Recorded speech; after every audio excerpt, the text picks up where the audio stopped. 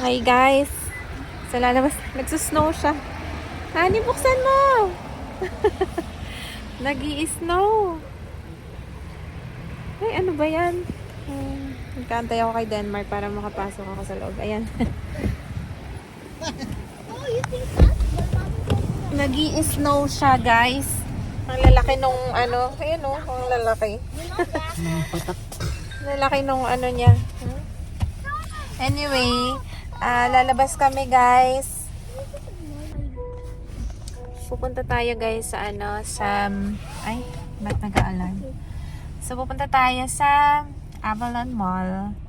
And yun, it's a Friday. And yun, nagkataon na nagkataon na wala akong pasok. Wala din pasok si Denmark na, si Zachary, si Zion ng pasok.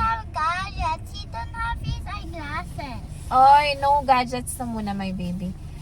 So, yun, punta tayo sa Avalon para mapasyal yung mga bata. Pupunta tayo sa rec room and doon na rin kami kakain. And yun, plan namin na pumunta sa Walmart para mamili ng mga konting mga snacks nila para sa next week. What? What can you say? Zion!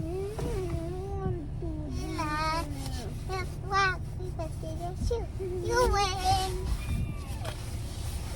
I love you forever. I love you. Kuya Zion naman. Kuya Zion. Kuya Zion naman. Halika na. Come here.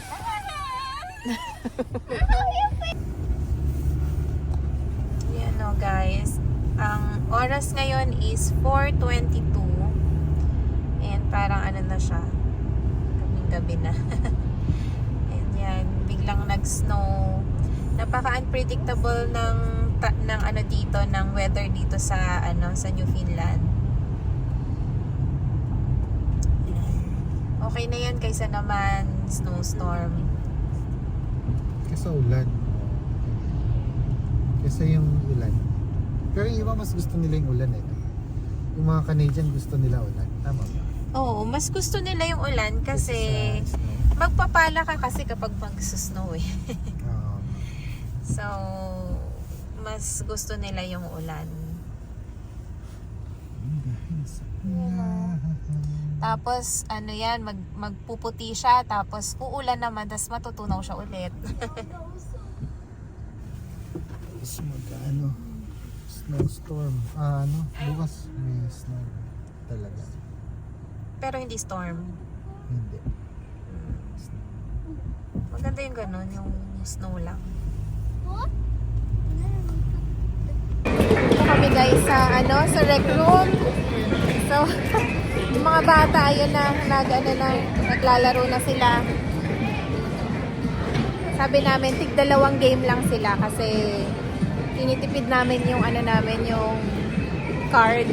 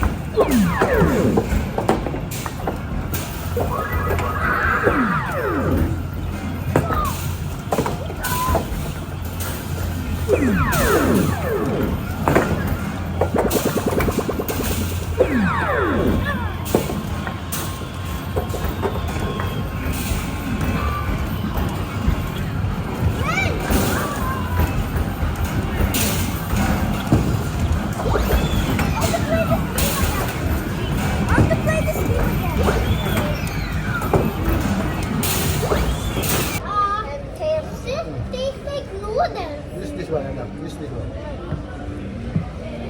Try that. It's already Sayang na. Sige na.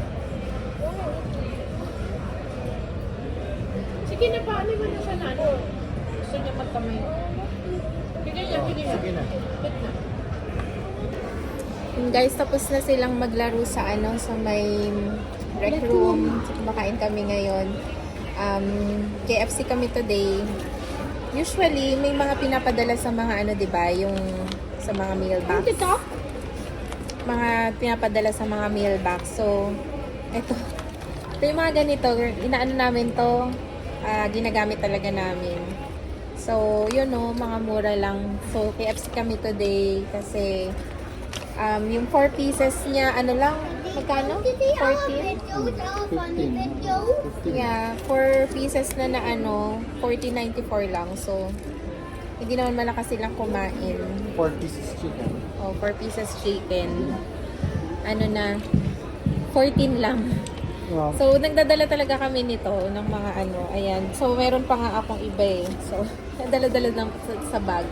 So, Wendy's, may McDo, may Subway. So, sayang din kasi eh. So, pwedeng Tsaka pwede din kaya minsan ngayon lang kami hindi nagdala ng kanin eh. Dadala kaming kanin. Oo, yun pala kapag alam namin nakakain kami. Nagbibit-bit kami ng kanin. naman pag mga Filipino, rice is life.